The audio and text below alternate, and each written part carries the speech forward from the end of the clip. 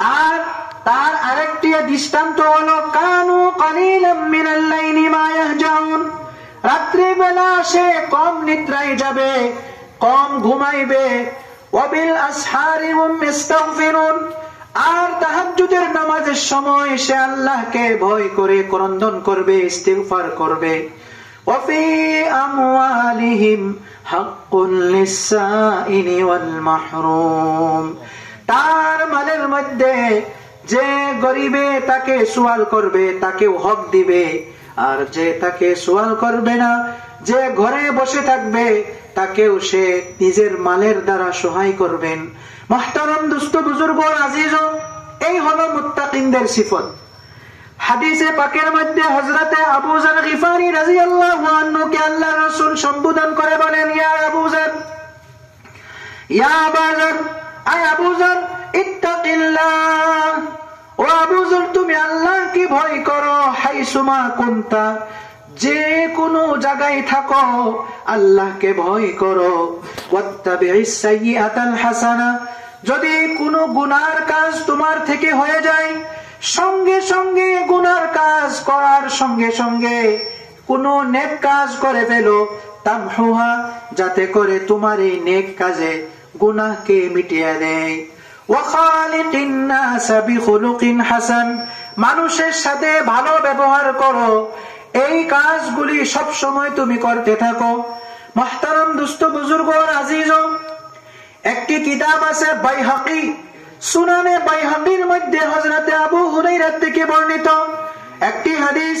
হযরতে আবু হুরায়রা বলেন, আল্লাহর নবী বলেছেন, সালাসুন মুহলিকাতুন ওয়া সালাসুন মুনজিয়াতুন, তিনটি বস্তু মানুষকে নাজাত দিবেন আর তিনটি বস্তু মানুষকে হালাক করে দিবেন। কি কি বস্তু নাজাত দিবেন? তাকওয়াল্লাহি ফিস সিররি ওয়াল আলানিয়া, আল্লাহকে ভয় করো। মানুষের সম্মুখে যেভাবে তুমি আল্লাহকে ভয় করতেছো, ঘরে একা একা বসিয়া আল্লাহকে ভয় করো। 2 নম্বর হলো আল কাসদু ফিল গিনা ওয়াল ফাকরি, মাল তুমি আল্লাহর রাস্তায় ব্যয় করো। যখন তুমি মালদার থাকবে, যখন তুমি গরিব হয়ে যাবে, সর্বদাই তুমি বরাবর হিসাবে মাল খরচ করতে থাকো। 3 নম্বর হলো আল কাউলু বিল হাক্কি, সত্য কথা সব সময় বলো, মিথ্যা কথা কখনো বলিও না। আর 3টি বস্তু যেটি নাকি মানুষকে হালাক করে দিবে, তার মধ্যে একটি বস্তু হলো হাওয়ান মুত্তাবাউন, মানুষের খাহিশাতে নফসানি, এমন খাহিশ, এমন নিজের নফসের ইত্তিবা করে, সব সময় নফসের গোলাম হয়ে যায়। ওয়াশুহুন মুতাউন, এমন বখিল, এমন কঞ্জুস, যে নাকি আল্লাহর রাস্তায় কখনো মালকে ব্যয় করে না। ওয়া ইজাবুল মারই বিনফসি, আর নিজেকে অন্য থেকে ভালো মনোভাব করে। এই 3টি বস্তু যদি কোনো মুমিনের ভিতরে থাকে, সেই মুমিন হালাক হয়ে যাবে। মুহতারাম দোস্ত বুজুর্গ আজিজ, এই তাকওয়ার ফলাফল কি?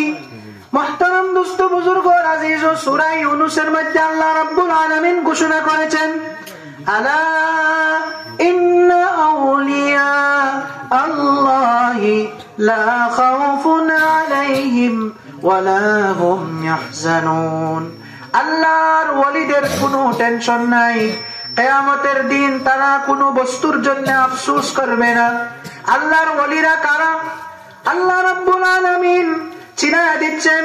আল্লাহ রাব্বুল আলামিন বলেছেন, আল্লাযীনা আমানু ওয়া কানু ইয়াত্তাকুন, যারা নাকি ঈমান আনার সাথে সাথে সব সময় আল্লাহকে ভয় করে এবং আল্লাহর তাকওয়া অর্জন করে চলে, তার দুনিয়ার মধ্যে কি ফলাফল হবে? লাহুমুল বুশরা ফিল হায়াতিদ দুনিয়া ওয়া ফিল আখিরাহ,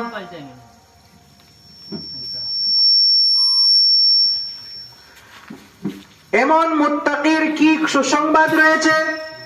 আল্লাহ রাব্বুল আলামিন যদি কোনো বান্দা মুত্তাকি হতে পারে, তার জন্য সুসংবাদ দুনিয়ার জিন্দেগিতেও সুসংবাদ হলো, আর আখিরাতের জিন্দেগির মধ্যে সুসংবাদ। কি সুসংবাদ? কোরআনের অন্য একটি আয়াতের মধ্যে বলেন, মাসালুল জান্নাতিল্লাতী উইদাল মুত্তাকুন, মুত্তাকিনদের জন্য যে জান্নাতের ওয়াদা করা হয়েছে সেই জান্নাতের বিবরণ এমন ভাবে, উকুলুহা দাইমুন ওয়া জিল্লুহা, সেই জান্নাতের ফল কখনো শেষ হবে না, সেই জান্নাতের ছায়া কখনো শেষ হবে না। আর অন্য জায়গায় বলেছেন, ফিহা আনহারুম মিন মাইন গায়রি আসিন, স্পষ্ট ভালো মিঠা পানির একটা ঝর্ণা আল্লাহ জান্নাতের মধ্যে রেখেছেন। আরো বলেন, ওয়া আনহারুম মিন লাবানিন, দুধের একটা ঝর্ণা রেখেছেন। ওয়া আনহারুম মিন খামরিন, আরেকটা শরাব এবং মদের, দুনিয়ার মধ্যে আমরা মদ আমাদের জন্য হারাম, জান্নাতের মধ্যে আল্লাহ হালাল করে দিবেন। আরেকটি ওয়া আনহারুম মিন খামরিল লাযযাতিল লিশশারিবিন ওয়া আনহারুম মিন আসালিম মুসাফফা, শহদের এবং মধুর একটা ঝর্ণা আল্লাহ মুত্তাকিনদের জন্য জান্নাতের মধ্যে বুক করে রেখেছেন। মুহতারাম দোস্ত বুজুর্গ আর আজিজ, এই তাকওয়ার জন্য আল্লাহ বলেছেন, ইয়া আইয়ুহাল্লাযীনা আমানু, ঈমানদার বান্দারা, ইত্তাকুল্লাহ, আল্লাহকে ভয় করো। একবার না, দুইবার না, কোরআনে কারীমের মধ্যে ৭৮ বার ইত্তাকুল্লাহ ইত্তাকুল্লাহ আল্লাহ বলেছেন। আর এক আয়াতের মধ্যে বলেছেন, ওয়ালা তামুতুন্না ইল্লা ওয়া আনতুম মুসলিমুন, তোমাদের মওত যাতে না আসে কেবলমাত্র ইসলামের হালতের মধ্যে যাতে মওত আসে। এখন একটা কোশ্চেন হবে যে মওত তো আমাদের ইখতিয়ারে নাই, তা আমরা কেমন ভাবে জানবো যে আমাদের মওত আসবে, এখন আমরা এখন মুসলমান হয়ে থাকবো? তার জবাব আল্লাহ রাসূল সাল্লাল্লাহু আলাইহি ওয়াসাল্লাম নিজে দিয়েছেন। বলেছেন, হুজুরে বলেছেন, হে আমার সাহাবারা, তামুতুনা কামা তুহিয়াউন, তোমাদের মওত এমন অবস্থায় আসবে যেমন অবস্থা তোমরা তোমার দুনিয়ার জিন্দেগি অতিবাহিত করতেছো। আর ওয়া তুহশারুন কামা তামুতুন, আর তোমাদেরকে এমন ভাবে উঠানো হবে যেমন অবস্থা তোমার মওত আসিয়াছে।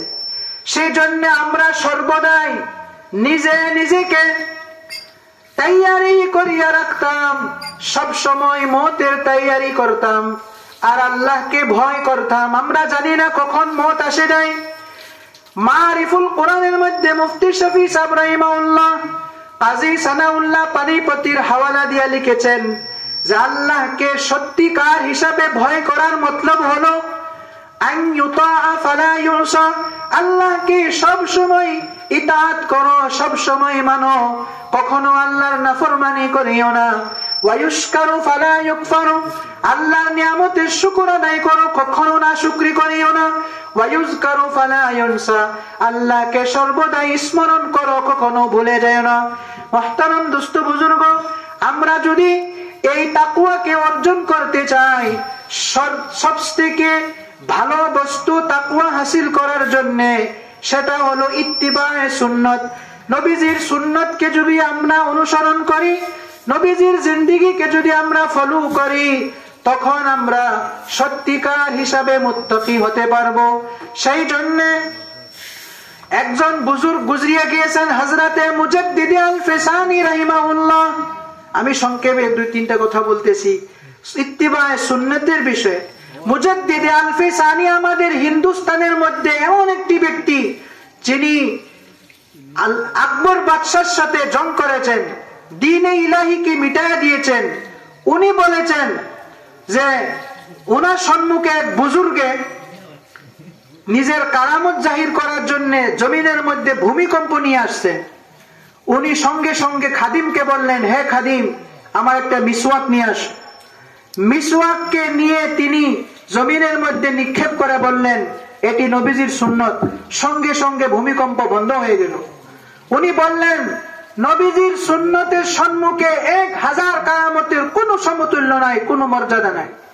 নবীজির সুন্নত এমন আল্লাহর সম্মুখে এমন দামি, এমন সম্মানী যে কোন মানুষে যদি নবীজিকে ফলো করে, একটি সুন্নত যদি কোনো মুমিন বান্দার ভিতরে থাকে, সেই মুমিনের নাজাতের জন্য কাফি হয়ে যাবে। জোরে বলেন সুবহানাল্লাহ। মুহতারাম দোস্ত বুজুর্গ, আমি একটা ওয়াকিয়া বলবো। এক মুহাদ্দিস ছিলেন, ওনার নাম ছিলেন মুহাম্মদ বিন আকসাম। উনি 32 বা 33 বছর বয়সের সময় ইন্তিকাল করেছেন। ওনার দাড়ি কাঁচা